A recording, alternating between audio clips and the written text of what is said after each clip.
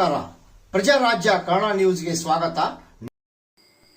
ಮೀಸಲಾತಿ ಸಿಗುವವರೆಗೂ ಮಠಕ್ಕೆ ಹೋಗಲ್ಲ, ಭಕ್ತರ ಮನೆಯಲ್ಲಿ ಪ್ರಸಾದ. ಜಯ ಮೃತ್ಯುಂಜಯ ಸ್ವಾಮೀಜಿ. ಎಲ್ಲರನ್ನೂ ನಮ್ಮವರಂತೆ ಕಾಣುವ ಜಯ ಮೃತ್ಯುಂಜಯ ಸ್ವಾಮೀಜಿಯವರ ನಿರಂತರ ಹೋರಾಟ, ಸ್ವಾಮೀಜಿಗಳ ಭಕ್ತರ ಬಳಗ. ನೊಗಿನಿಹಾಳ್ ಗ್ರಾಮಕ್ಕೆ ತೆರಳಿ ಪ್ರತಿಷ್ಠಿತ ಮನೆತನ ಅಜ್ಜಪ್ಪ ಕಲ್ಲಟ್ಟಿ ಮನೆಗೆ ತೆರಳಿ ಭಕ್ತರ ಮನೆಯಲ್ಲಿ ಪ್ರಸಾದ ಸೇವಿಸಿದ ಪೂಜ್ಯ ಶ್ರೀಗಳು.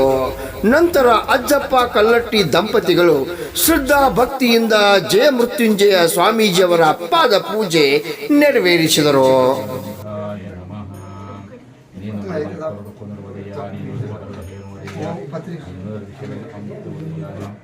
ಜಯಮಂಗಳಂ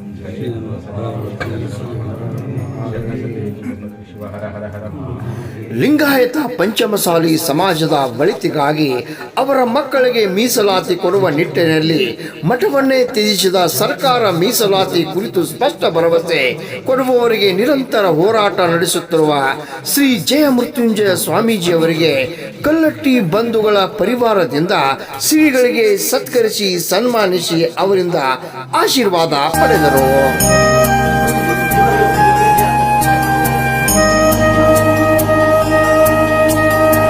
ನಂತರ ಜಯ ಮೃತ್ಯುಂಜಯ ಸ್ವಾಮೀಜಿ ಮಾತನಾಡಿ, ಮೀಸಲಾತಿ ಜಾರಿ ಮಾಡಿ ಋಣ ತೀರಿಸಲಿ. ಬಸವಜಯ ಮೃತ್ಯುಂಜಯ ಸ್ವಾಮೀಜಿ, ಸಮಾಜದ ಮಕ್ಕಳ ವಿದ್ಯಾಭ್ಯಾಸಕ್ಕಾಗಿ ನಾವು ಮೀಸಲಾತಿ ಹೋರಾಟ ಮಾಡುತ್ತಿದ್ದು, ಪಂಚಮಸಾಲಿ ಬಂಧುಗಳು ಯಾವುದೇ ವದಂತಿಗಳಿಗೆ ಕಿವಿ ಕೊಡದೆ ಸಾವಿರಾರು ವಕೀಲರು 5,000 ಟ್ರ್ಯಾಕ್ಟರ್ಗಳ ಮೂಲಕ ಲಕ್ಷಾಂತರ ಜನ ಸುವರ್ಣಸೌಧ ಮುತ್ತಿಗೆ ಹಾಕುವ ಮೂಲಕ ಪಂಚಮಸಾಲಿ ಹೋರಾಟದ ಸ್ವರೂಪ ಬದಲಾವಣೆಯೊಂದಿಗೆ ಮೀಸಲಾತಿ ಹೋರಾಟದ ಜಯ ಸಾಧಿಸಿದೆ ಎಂದು ಹೇಳಿದರು. ರಾಮಗೌಡ ಪಾಟೀಲ್, ಪ್ರಜಾರಾಜ್ಯ ಕನ್ನಡ ನ್ಯೂಸ್, ನೊಗಿನಹಾಳ್.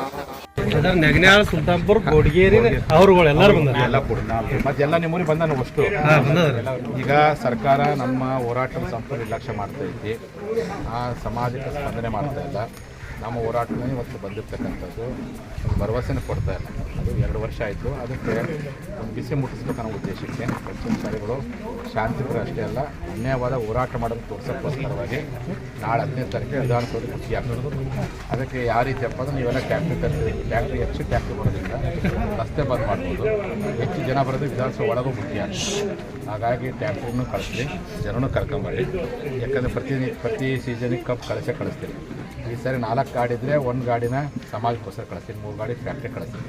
2 ಇದ್ದರೆ 1 ಗಾಡಿ ಸಮಾಜ ಕಳಿಸ್ತೀವಿ, 1 ಗಾಡಿ ಫ್ಯಾಕ್ಟ್ರಿ. ಒಂದೇ ತಪ್ಪ ಅಂದರೆ ಸಮಾಜಕ್ಕೋಸ್ಕರ 1 ಗಾಡಿನ ಕಳಿಸ್ಬೋದು. ಈ ರೀತಿಯಾಗಿ ನೀವೆಲ್ಲ, ಯಾಕೆ ನಿಮ್ಮೂರ ಭಾಳ ಟ್ಯಾಕ್ಟ್ರಿ ಅದಕ್ಕೆ ಐತಿಹಾಸಿಕ ಹೋರಾಟ ಎಲ್ಲರೂ ಸೇರಿಕೊಂಡು ಬರಕೊಡಕಂತಾರೆ. ಎಲ್ಲರೂ ಸಾಕಾಗ ಎಲ್ಲರಿಗೂ ಆದೇಶ ಮಾಡಿ ಇಚ್ಛೆ ಪಡ್ತೀನಿ. ಇದರ 10ನೇ ತಾರೀಕಿಗೆ ನಾಳೆ 7ನೇ ತಾರೀಕು ಮೀಟಿಂಗ್ ಮಾಡಬೇಕು. ಓನ್ಲಿ MLAಗಳು ಮೀಟಿಂಗ್ ಕರೆದಿವಿ. ಆ ಸಂದರ್ಭದಲ್ಲಿ ಒಂದು ಸಭೆ ಮಾಡ್ತೀವಿ. ಆ ಸಭೆ ಒಳಗೆ ಟ್ಯಾಕ್ಟ್ರಿಗಳು ಯಾವಾಗ ತರಬೇಕು ಅನ್ನೋದು 10ನೇ ತಾರೀಕು ಬೆಳಿಗ್ಗೆ 2 ತರಬೇಕು, ಇದು ನೈಟ್ ತರಬೇಕು ಅನ್ನೋ ಒಂದು ಚರ್ಚೆ ಮಾಡ್ತೀವಿ. ಅದಕ್ಕೆ ನೀವೆಲ್ಲರೂ ಒಟ್ಟು 8ನೇ ತಾರೀಕು ಒಳಗೆ ಎಲ್ಲ ಟ್ಯಾಕ್ಟ್ರಿ ರೆಡಿ ಮಾಡಿಕೊಟ್ರೆ ಚೆನ್ನಾಗಿ ಒಂದು ಫೋಟೋ ಹಾಕ್ಕೊಂಡು. ಉತ್ತರ ಕರ್ನಾಟಕದ ಸಮಗ್ರ ಕ್ಷಣದ ಮಾಹಿತಿ ನಮ್ಮ ಪ್ರಜಾರಾಜ್ಯ ಕನ್ನಡ ವಾಹಿನಿಯಲ್ಲಿ. ನಮ್ಮ ನಡೆ ಪ್ರಜಾರಾಜ್ಯದ ಕಡೆ. ಬೆಲ್ ಐಕಾನ್ ಒತ್ತಿ ಸಬ್ಸ್ಕ್ರೈಬ್ ಆಗಿ. ನಾನು ರಾಮಗೌಡ ಪಾಟೀಲ್.